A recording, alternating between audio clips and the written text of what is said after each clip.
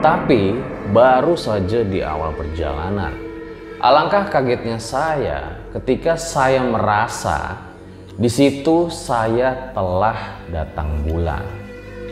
Sosok tersebut mendekat ke arah saya seakan-akan ingin mencekik. Dan ternyata itu adalah kuntilanak bermata satu. Dan selang beberapa menit kemudian kembali terdengar suara cekikan wanita yang lebih keras dari sebelumnya.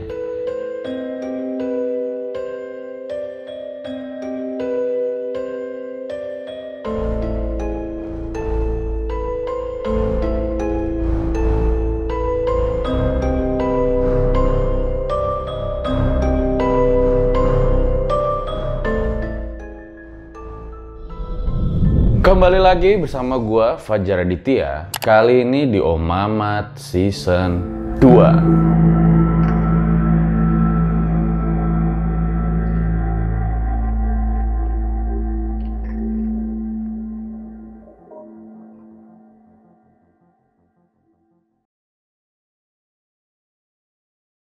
Terima kasih buat kalian yang udah klik video kali ini. Well, siapa dari kalian yang kemarin abis bakar-bakaran daging kurban?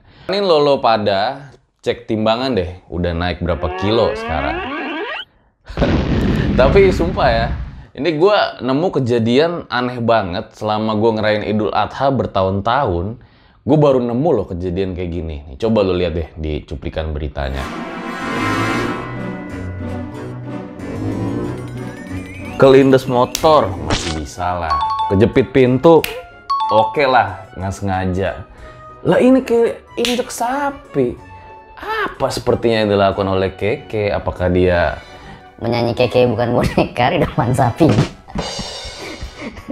Tapi sumpah, semoga Keke cepet sembuh dan semoga pertanyaan gue juga bisa terjawab ya. Karena emang gue sumpah penasaran banget sih. Ada banyak pertanyaan di kepala gue, gimana caranya si Keke ini bisa keinjak sapi. Mudah-mudahan dapat dijadikan pelajaran juga buat kita. Anyway, di episode kali ini gue akan menceritakan salah satu cerita yang berjudul Salah Arah dan Bertemu Penunggu di Gunung Tampomas. Sebuah treat dari Kak Desi yang kalau gue ceritain ringkasannya, jadi pada malam itu mereka berdua mendaki Gunung Tampomas. Dan di dalam perjalanannya mereka mendapatkan teror yang menurut gue, wah gila sih. Gue ucapkan terima kasih juga kepada Kak Desi yang telah mengizinkan RJL untuk membacakan cerita ini. Gue rasa nggak usah lama-lama lagi, langsung saja berikut adalah ceritanya. Mari dukung terus channel ini dengan cara subscribe dan juga tekan tombol lonceng di sebelahnya, agar kalian mendapatkan notifikasi-notifikasi terbaru dari setiap video kami.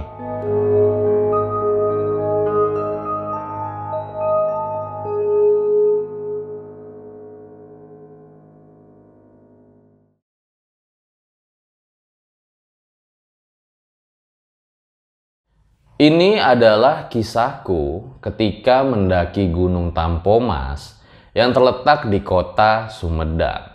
Aku mengetahui gunung ini dari berita TV yang sedang viral pada saat itu mengenai meninggalnya 3 orang pendaki di gunung ini.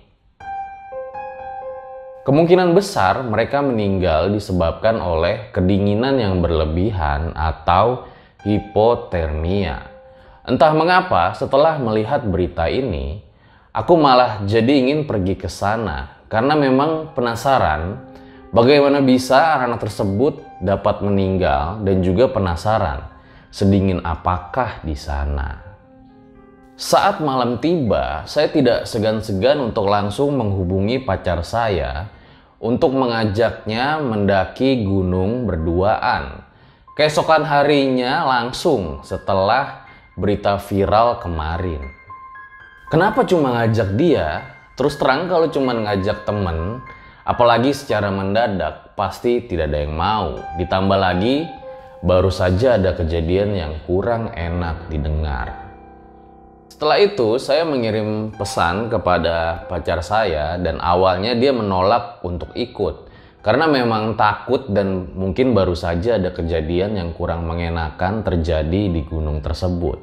Akan tetapi dengan sedikit mengancam bahwa saya akan nekat untuk pergi sendirian, akhirnya dia menyetujui dan ikut mendaki bersamaku.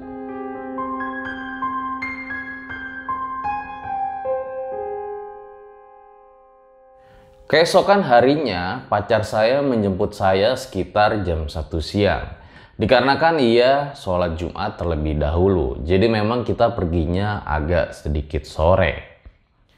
Walau memang sengaja juga sih, karena memang kita ingin mendaki malam-malam. Akhirnya kita sampai di kota Sumedang sekitar jam 4 lebih dan memutuskan untuk makan terlebih dahulu dikarenakan memang saya sudah lapar.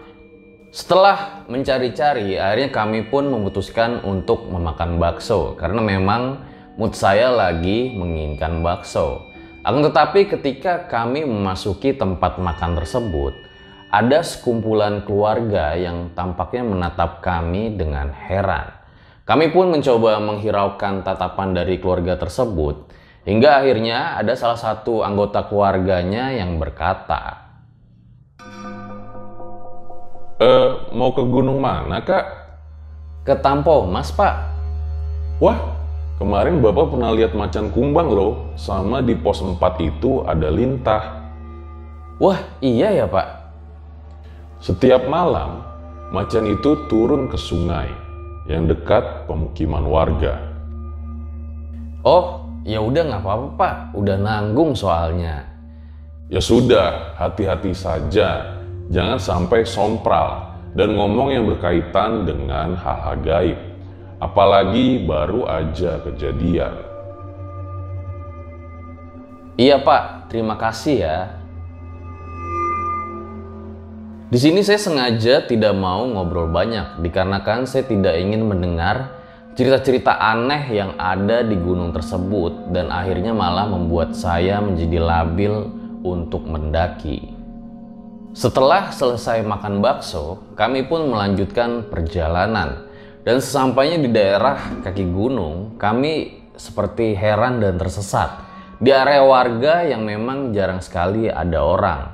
Di sana cuma ada rumah panggung yang terbuat dari bambu.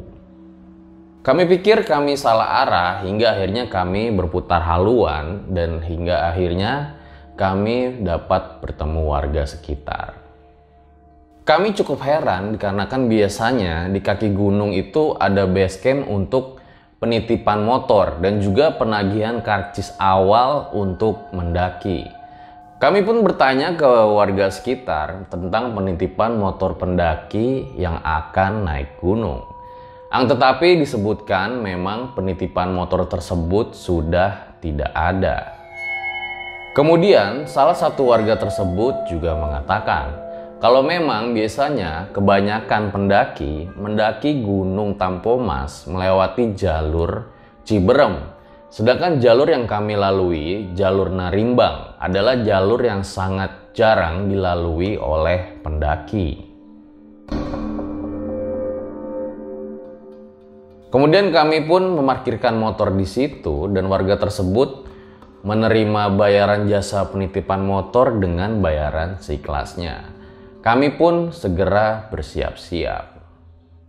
Sekitar jam 5:30 malam, kami pun melanjutkan perjalanan. Tapi baru saja di awal perjalanan, alangkah kagetnya saya ketika saya merasa di situ saya telah datang bulan.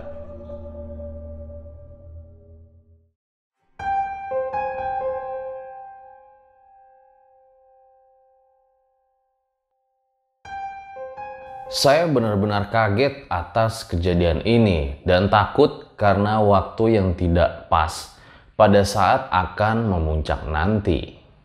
Untuk jaga-jaga, saya pun ke warung terdekat dan segera membeli pembalut. "Bu, beli." "Beli apa, Mbak?" Ini teh mau muncak." "Beli pembalut, Bu." "Iya, betul." "Aduh, sore banget. Baru aja azan maghrib." Mbak nggak tahu emangnya baru aja ada kejadian. Kan mayatnya dievakuasi lewat sini. Iya ibu, kesorean. Betul, aku juga sudah tahu. Mbak, ibu mah kasih tahu ya, jangan ke situ, apalagi baru datang bulan. Soalnya angker banget, apalagi kan baru aja kejadian. Ya bu, udah tanggung juga akunya, udah prepare. Ya bismillah aja lah. Ya udah mbak, hati-hati ya. Ingat aja mbak, jangan sompral. Iya, makasih ya bu. Setelah mengobrol dengan ibu warung tersebut, kami pun mencegat truk sampah. Karena memang kata warga yang menjaga parkir tersebut, jalur pendakian masih cukup jauh. Setelah mencegat truk sampah tersebut, kami pun lalu meminta izin untuk menumpang truk tersebut sampai dengan titik awal pendakian. Tapi lagi-lagi kami kembali diperingatkan. Kali ini oleh supir truk tersebut. Oh ya, karena pacar saya duduk di belakang bak truk. Akhirnya supir tersebut ngobrol dengan saya di depan.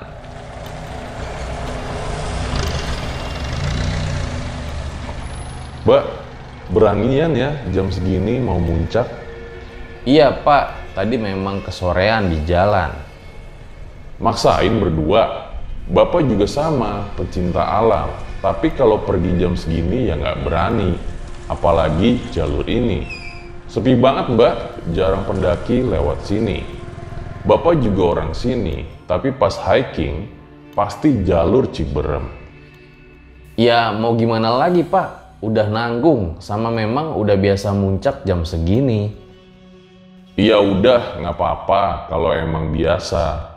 Sama nanti ingat aja di pos 4 suka ada lintah. Ya nggak apa-apa lah, hitung-hitung donor darah. Sama mbak, jangan sompral ya, soalnya masih angker.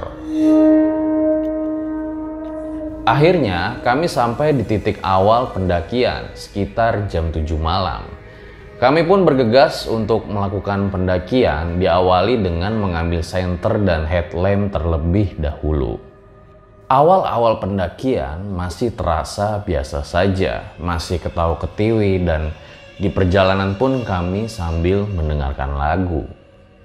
Akan tetapi, baru saja 10 menit perjalanan, tiba-tiba saya terasa sangat lelah, ingin pingsan. Dan di situ pun saya merasakan sesak nafas, padahal selama ini saya tidak punya penyakit asma. Dan karena kejadian ini, saya pun menyuruh pacar saya untuk berhenti sejenak.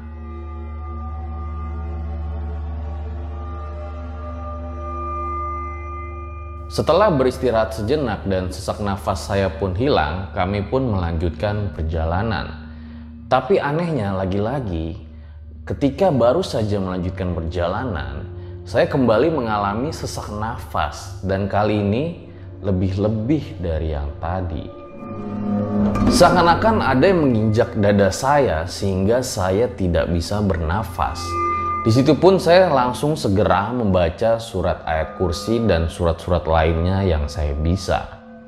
Pacar saya pun heran mengapa bisa begini, padahal sebelum-belumnya ketika mendaki gunung dengan dia, saya tidak pernah mengalami hal seperti ini. Dan oleh karena itu, pacar saya pun mengajak saya untuk kembali mumpung perjalanan masih belum terlalu jauh. Pada saat saya akan menjawab pertanyaannya, tiba-tiba saja dengan samar, saya melihat ada sebuah kain putih di hadapan saya. Dan ketika saya ingin memperjelas apa itu, ternyata itu adalah sesosok yang sedang memperhatikan saya dengan mata yang melotot dan muka yang pucat dengan kain lusuhnya. Sosok tersebut seperti ingin melakukan sesuatu kepada saya. Saya dalam hati membaca doa dan dengan nafas yang sangat cepat, saya berusaha untuk tidak memberitahu pacar saya. Pacar saya pun bertanya, "Kamu kenapa? Mau lanjut atau balik?" Saya pun hanya bisa menjawab, "Sebentar, aku masih sesak." Akhirnya setelah beberapa menit sosok itu hilang juga. Dan tidak lama kemudian terdengar suara cekikikan wanita. Dan pada saat itu saya segera mencari di mana sumber suara tersebut. Akan tetapi tidak ketemu dan tidak lama kemudian suara tersebut juga menghilang. Kami pun tadinya ingin segera melanjutkan perjalanan. Akan tetapi ketika saya berdiri tepat di belakang punggung pacar saya, terdapat sosok wanita dengan rambut panjang dan bermata satu. Matanya sangat hitam, seakan-akan tertutup rambutnya yang acak-acakan. Sosok tersebut mendekat ke arah saya seakan-akan ingin mencekik. Dan ternyata itu adalah kuntilanak bermata satu.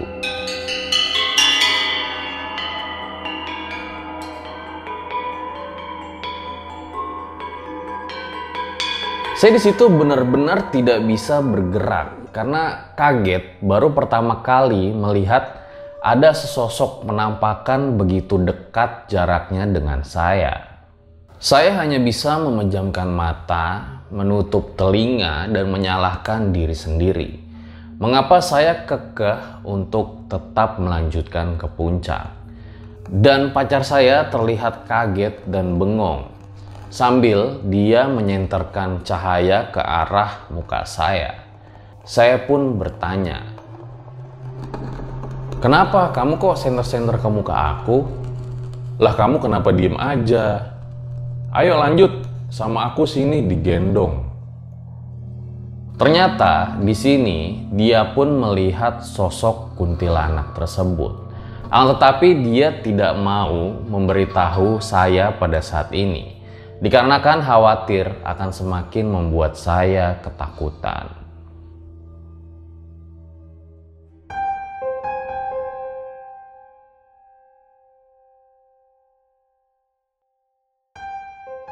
Di sini, si doi benar-benar memaksa untuk segera melanjutkan perjalanan. Tapi pada saat ini, saya benar-benar tidak bisa bergerak.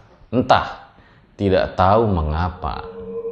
Kemudian saya pun menyuruh dia untuk menutup mulutnya. Akan tetapi semakin disuruh diam, dia semakin memaksa agar kita dapat segera ke pos 1 terlebih dahulu. Saat itu si doi memang terlihat sangat pucat dan saya berfirasat bisa saja dia juga melihat sosok makhluk yang sama. Kami pun segera melanjutkan perjalanan dan saya menitipkan karirnya kepada dia. Karena memang terus terang, saya pun tidak bisa menahan beratnya diri sendiri. Baru saja beberapa menit mendaki. Kali ini kami dikejutkan dengan sekelompok anjing liar yang menggonggong.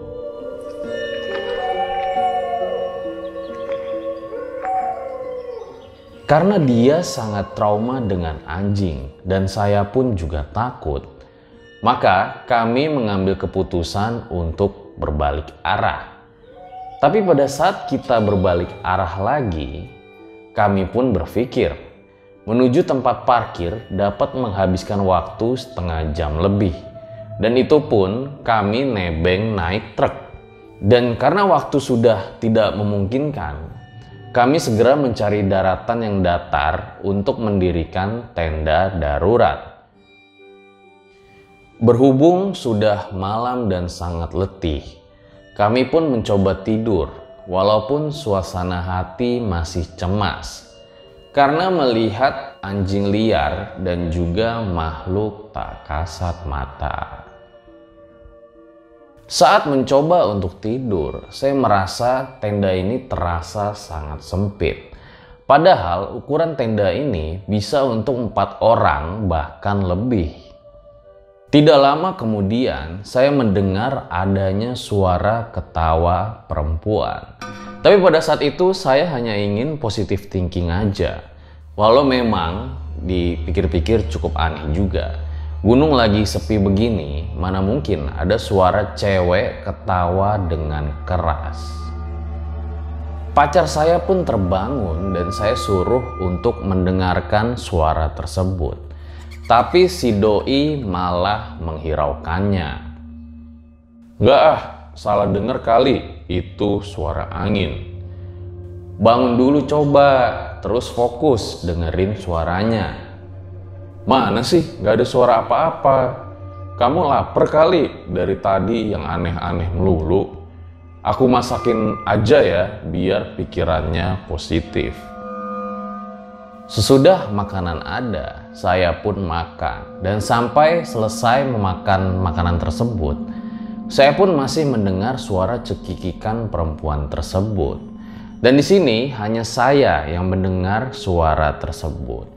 Dan setelah selesai makan, kami pun bersiap untuk segera tidur kembali. Saat akan tertidur, tiba-tiba saja saya melihat ada sebuah bayangan seperti bayangan macan. Sontak saya pun kaget dan langsung berusaha untuk membangunkan pacar saya. Akan tetapi ternyata dia belum tidur dan juga melihat adanya bayangan tersebut. Bayangan ini sangat besar sekali dan pada saat ini pun bukan hanya saya yang melihatnya. Dia pun berkata, Iya, udah tahu. Jangan gerak-gerak dan nggak usah ngomong apa-apa. Saya pun pada saat itu hanya diam, tidak ingin merubah posisi duduk saya.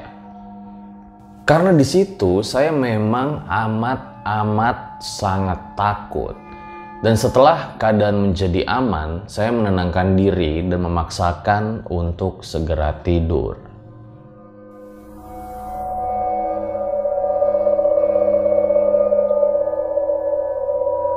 Saya pun tidur berlawanan arah dengan pacar saya. Saya tidur menghadap tenda dan dia juga menghadap tenda yang lainnya. Dan pada saat jam 1 malam, tiba-tiba saja saya terbangun. Saya terbangun karena mendengar adanya suara cakaran dari arah pacar saya. Dalam hati pun saya berkata, ini orang ngapain sih? Bikin berisik aja nyakar-nyakar kayak gini. Saat itu pun saya benar-benar kesal dan ingin memarahi dia. Saat saya menoleh ke belakang, ternyata pacar saya sedang tidur dengan lipatan tangan di badannya.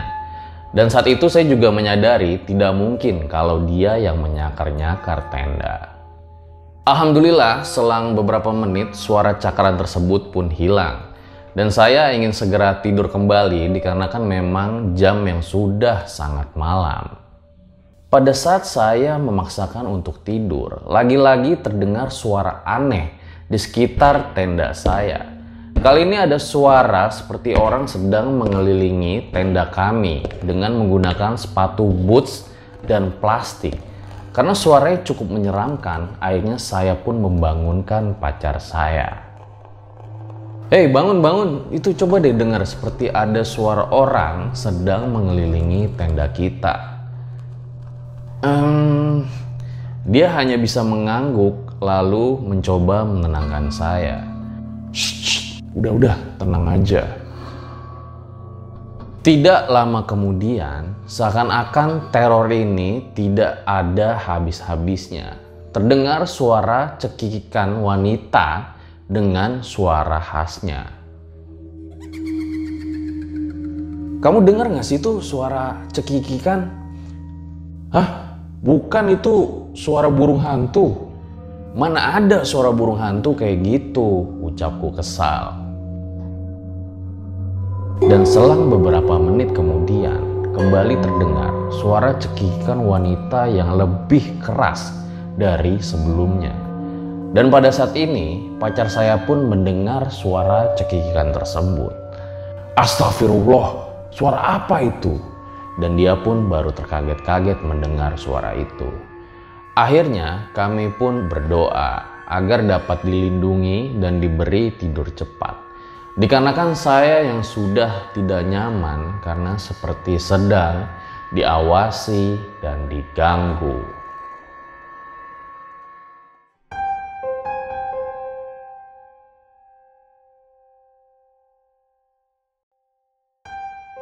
Setelah kejadian kurang mengenakan itu, saya pun berhasil tertidur dan baru terbangun sekitar pukul 4:30 subuh untuk lanjut bersiap-siap.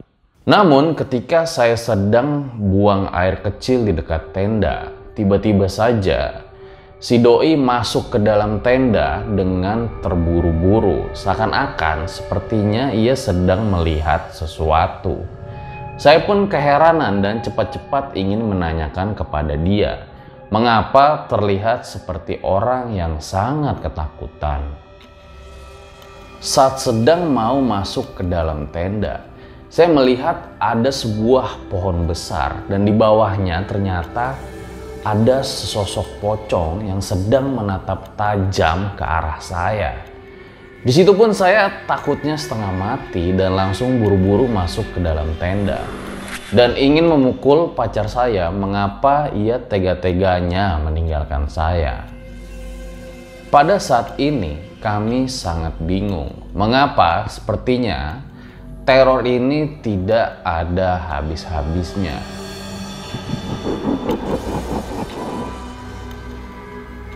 Setelah suasana agak kembali kondusif, kami memasak untuk sarapan pagi.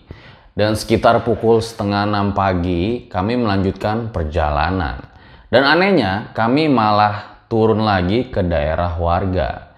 Dan setelah bertemu dengan warga sekitar, kami pun menanyakan kemana arah Gunung Tampomas. Dan ternyata kami salah jalan. Padahal jalan yang kami lalui waktu kemarin jelas-jelas jalan pendakian. Dan pada saat perjalanan juga ada petunjuk arah. Lalu, gunung apa yang kami daki kemarin? Warga tersebut menunjukkan bahwa Gunung Tampomas tepat berlawanan arah dari gunung yang sudah kami daki kemarin.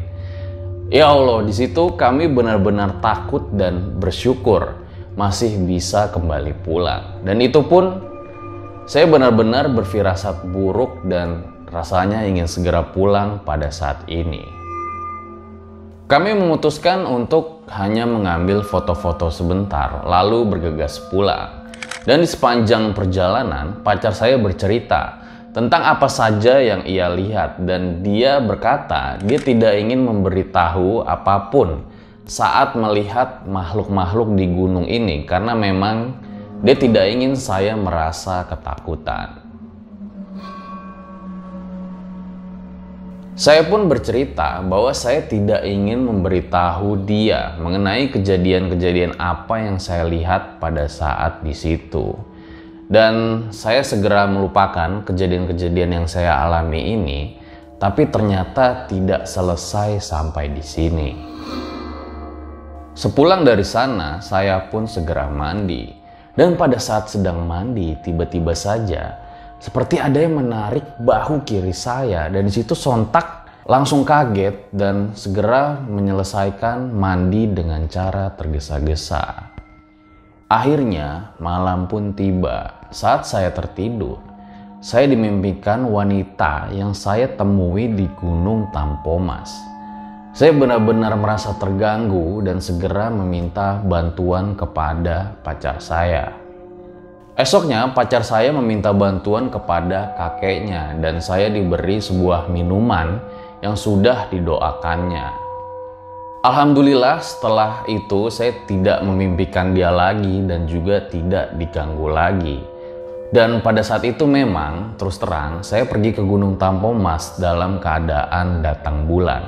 Saya kira karena itulah penyebab saya diganggu dan mungkin diteror secara terus-terusan.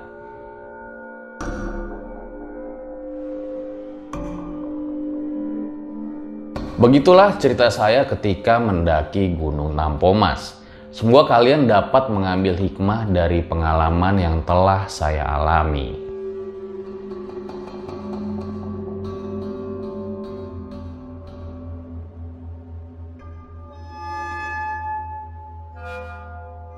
Itu dia guys, sebuah kisah yang sangat luar biasa sekali dari Kak Desi, di mana ketika ia melakukan pendakian, tiba-tiba saja ia merasa datang bulan. Hingga akhirnya ia mendapat cukup banyak hal-hal mistis dalam perjalanannya. Ambil baiknya dan buang buruknya, karena memang ada sebuah pesan yang sangat baik dari cerita ini, di mana kita jangan tergesa-gesa dalam melakukan apapun dan juga jangan egois. Karena memang terkadang persiapan yang matang akan sangat lebih baik. Sekali lagi gue ucapkan terima kasih buat Kak Desi yang telah mengizinkan RJL untuk membacakan cerita ini. So, gue rasa cukup demikian episode pada kali ini. Dan buat kalian yang punya cerita atau rekomendasi cerita, bisa dikirim ke email atau DM aja Instagram RJL. Jangan lupa juga dukung karya-karya RJ5 dengan cara like, comment, subscribe, dan juga share video-video kita. Lagi-lagi intinya kalau menurut gua, perbanyak berdoa, selalu memohon perlindungan dengan yang di atas, dan juga tetap berani. Gua Fajar Aditya, RJ5 undur diri. Ciao!